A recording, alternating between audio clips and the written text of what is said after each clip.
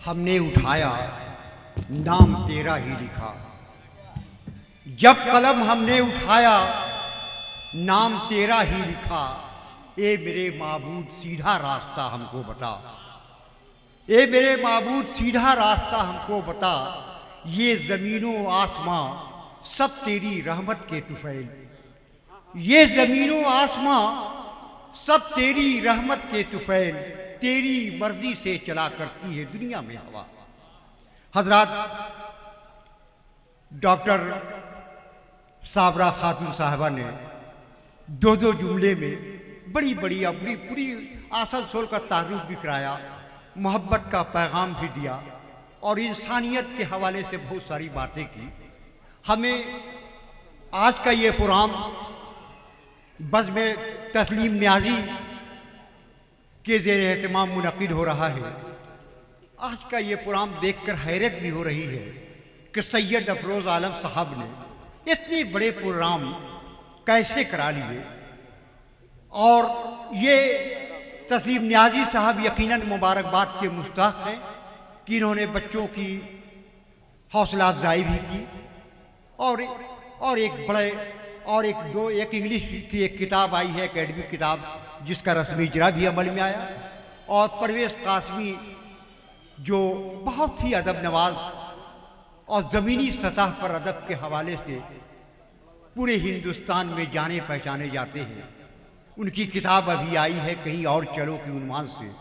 कहीं और चलो ये उन्वान ही इतना खूबसूरत है, शायर की बेचैनी का इजहार भी है और उसकी ज़िंदगी का एक तासुर भी।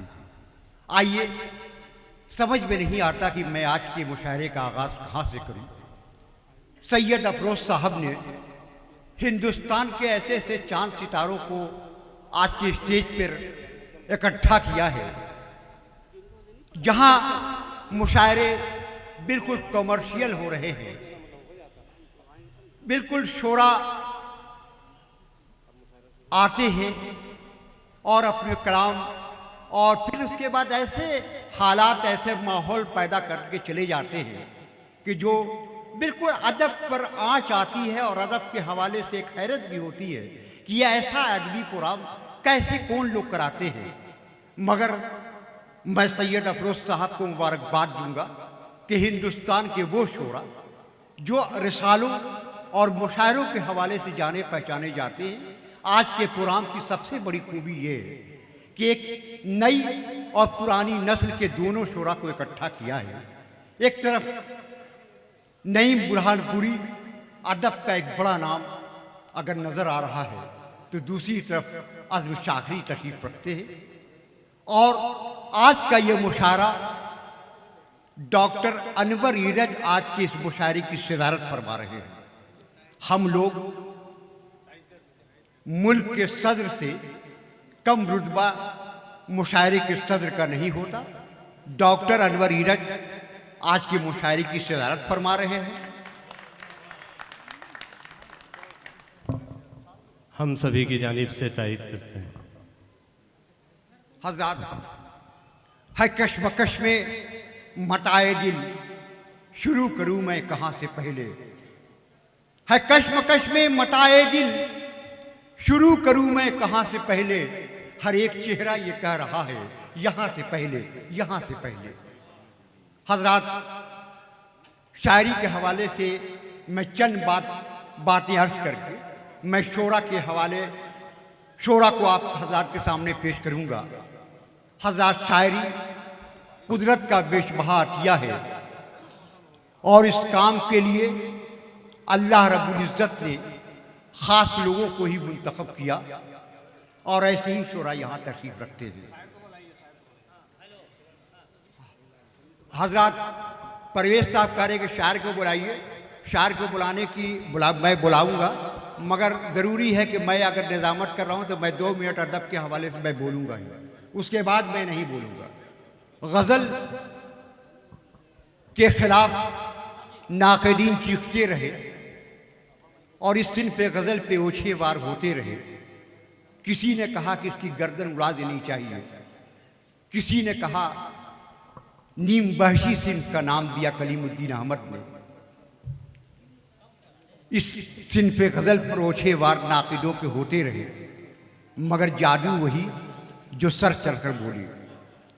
गज़ल 300 साला वो पुरानी औरत है जिसके इश्क में कमसीन बच्चे अपने बालिग होने का ऐलान करते हैं और बूढ़े किसी कुव्वते बाह की दुकान पर बैठे दिखाई देते हैं। हजरत डॉक्टर साबरा खातून साहबा ने मोहब्बत की गुफ्तगू करके अपनी बात शुरू की थी।